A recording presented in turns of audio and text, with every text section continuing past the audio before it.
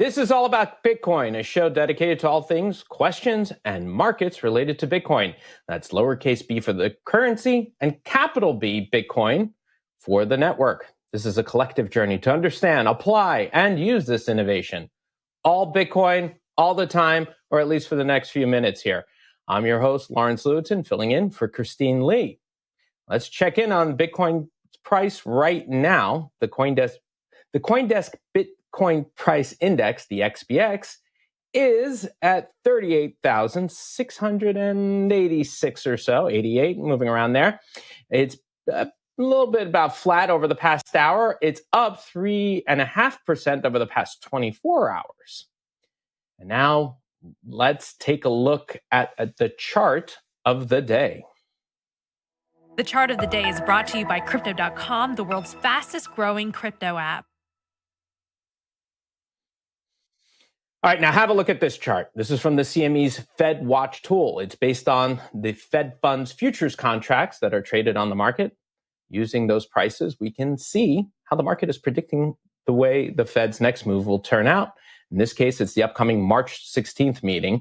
For much of 2021, the market said the Fed funds rate, and that's the rate that the Fed charges banks to borrow, would sit between 0 and 25 basis points. Then around November, you see it began to get slightly more, we expected a little more hawkish Fed. And that's that orange band. That's the probability that the Fed funds futures would go between 25 and 50 basis points. Now, earlier this month, even more hawkish sentiment came out of the Fed, so the market expected even higher rates. And that's that teal band between 50 and 75 basis points. But that was just a temporary blip, as you can see. Didn't last long. Look now, that lower orange band, 25 to 50 basis points, that's once again dominating the past few days. So what changed? Well, you guessed it, Ukraine.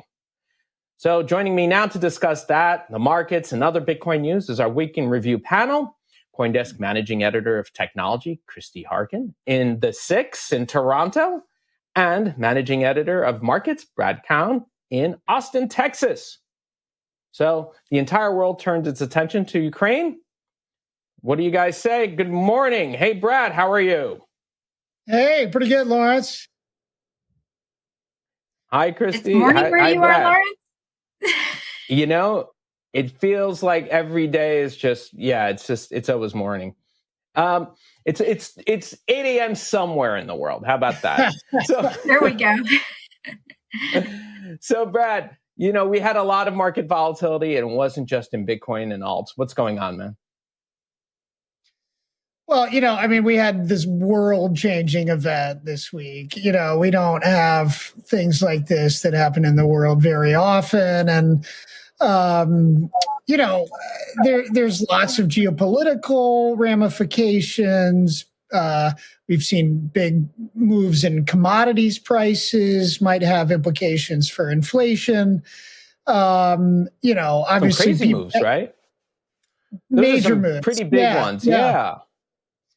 It was oil, especially, obviously, because of energy. Absolutely. But it also, it's going to hit the psychology of consumers, people reading these headlines, and they might feel anxious, but also if we see, higher prices at the gas pump, you now have U.S. President Joe Biden talking about potentially wanting to release oil from the Strategic Petroleum Reserve.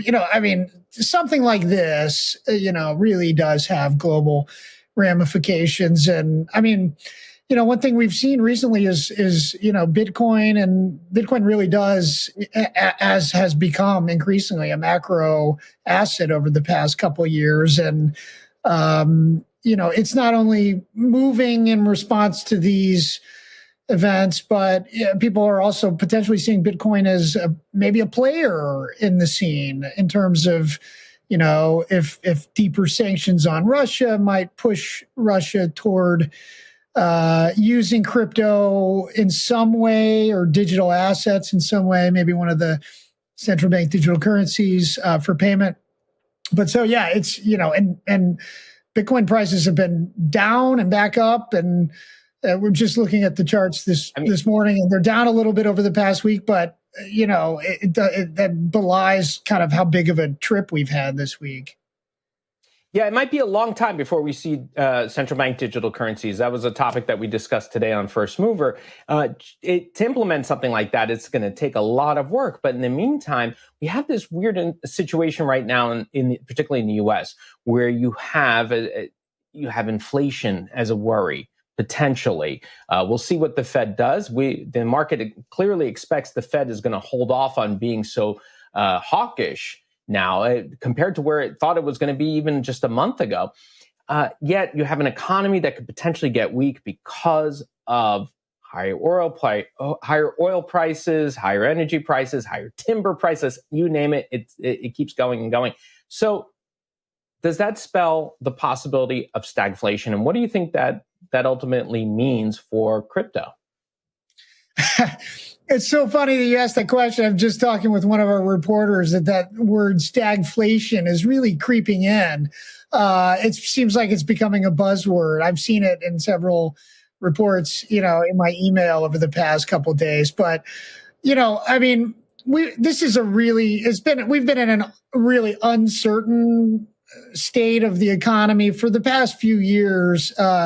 This is just going to be more of that, if the Fed is going to raise rates, if they were going to be super hawkish, and now there's this new kind of potentially negative effect on the economy. Now there's, as you say, per the chart of the day, there's some speculation that the Fed will slow down or in some ways, this event does the Fed's work for it. As cynical as that sounds, that's kind of what people are looking at. Yeah, I want to bring Christie in because speaking of this whole crisis in Ukraine, we've heard the narrative Bitcoin is uncensorable money. It's just been forever. Now, here we have the situation in Ukraine. Brad pointed out this could mean something for crypto as people look to either get their money out of Russia or get their money out of Ukraine, depending on how it goes with sanctions. So is this another stress test for that narrative, that uncensorable money narrative? Yeah, that's the thing that I've been kind of thinking a lot about, especially since the events in Canada with the trucker convoy and people trying to donate there, and then addresses getting flagged by authorities in order to freeze funds. And of course, you can't freeze a Bitcoin address, but you can make it difficult for people to cash them out on the off ramps through cryptocurrency exchanges.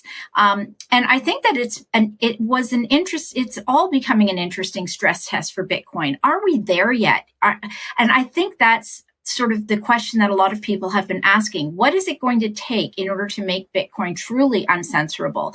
How can we move money around on the Bitcoin blockchain, which is transparent, and make it possible to sort of evade the sanctions that authorities want to impose? And that's a knife that cuts both ways, because sometimes we want to be able to catch the money moving if it's for a cause we don't like, or if there's some sort of legal issue. On the other hand, we want people to have the freedom to escape from oppressive regimes. So I think that is what developers are still looking at. And I think it's kind of interesting that it happened at a point where we're starting to get the tools in place. Following Taproot, for example, there's all kinds of privacy stuff that is going to be implemented, or that can be implemented in following upgrades to Bitcoin because of Schnorr signatures, which I've talked a lot about on the show. But we're not there yet. They haven't been implemented. The developers haven't had a chance to create the tools yet that are going to make things more private. And then we also have coin joins, which have been in the news a lot lately.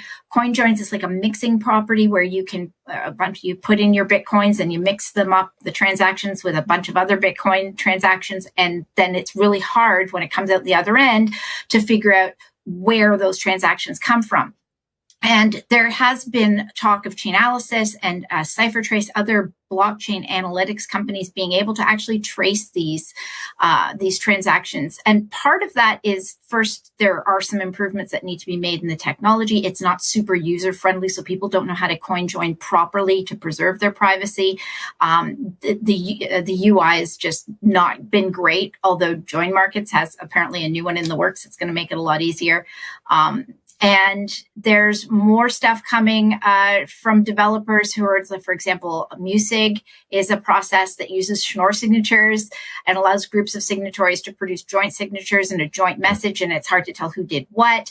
And there's cross-input signature aggregation coming that is going to make CoinJoins cheaper and easier to use, and hopefully more people will use it, which makes the big pot of mixed up transactions even bigger, which makes it even harder to trace transactions. So there's a lot of stuff happening, but we're not there yet.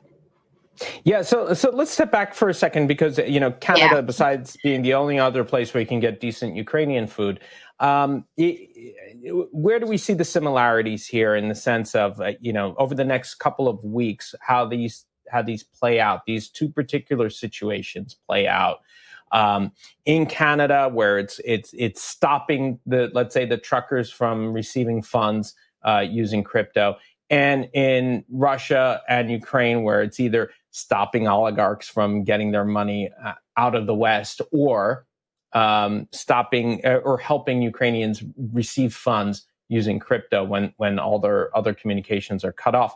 So where do you see this playing out? How do you see these two situations playing out in the short term, at least? Well, yeah, it's actually three situations when you look at it, because the first one, getting money to Ukraine in order, there are some fundraisers that have already collected, I think, quite a few Bitcoins to help various causes to support the Ukrainian people. And that is great because it is global and it makes it easy. And it's not supporting it. You don't have to worry about whether or not a centralized fundraising platform is going to allow it, or if it falls in the parameters of acceptable use, you can just do it. And Bitcoin does actually enable that. And we don't have governments yet who are trying to sanction the flow of funds to support those people. On the other hand, the Russian oligarchs, Putin, for example, they are trying to get their funds to themselves that are from all over, that they've got all over the world. And there are lots of different ways that they're trying to do that. There's an excellent article in, let me see, it was in, I think it was it New York Times? I think it was. And they were talking about all the various ways that Putin could potentially use cryptocurrencies, going through dark markets. That's a really, that's an option. There's the option of using cryptocurrencies through ransomware, malware, and getting them that way. So there are lots of strategies in place that he could use, that Putin could use. And then with the truckers, we had the last mile problem of trying to actually get the funds to truckers themselves, and trying to balance transparency with anonymity is really hard, because the people who collected the money wanted to prove that they were giving it to the truckers. And in doing so, they posted videos of who they were giving. They kind of doxed everybody. So on one hand, yay, transparency. On the other hand, that doesn't actually help in terms of, not making it traceable. So there's a lot of bugs that need to be worked out. Well, we'll keep an eye on the NFT market, and if we notice any spikes, we could start to question whether or not that's some money laundering going on there. But Brad, let's look ahead, because looking on to this coming week, what's going to go on in the crypto markets and the broader markets? Where do you see all of that going, Brad? Well, of course, as going back to the chart of the day, people kind of have their eyes on the next big economic event, which would be the Fed meeting in March and what they're going to do at that point. In terms of the Bitcoin market, I think people aren't totally sure where things are going. One thing that does seem to be sure, at least for the moment, is that we're kind of in this $30,000 to $40,000 range for probably the near term. Our top technical market analyst, Dominic Dantes, he's tipping $40,000 as kind of a key point. That's been serving as resistance for a while. If we break through that convincingly, then we might be in kind of a new bullish regime. On the other hand, he's kind of flagging. There's just as likely we might see 30,000, which seems like a pretty decent level of support.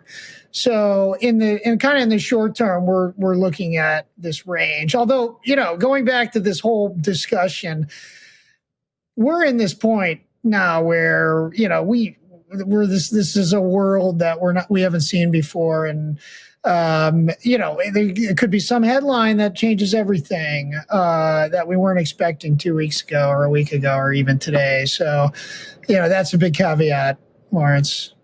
Yeah. It's just, you wake up to something new every day. Chris, it's please. No news is good news sometimes, everyone. Christie, how about you? What are you watching? What do you think is going to happen this week? What do you expect to see? Well, I, as you know, as anybody who watches this regularly knows, I'm not going to say anything about where the price is going to go because, no.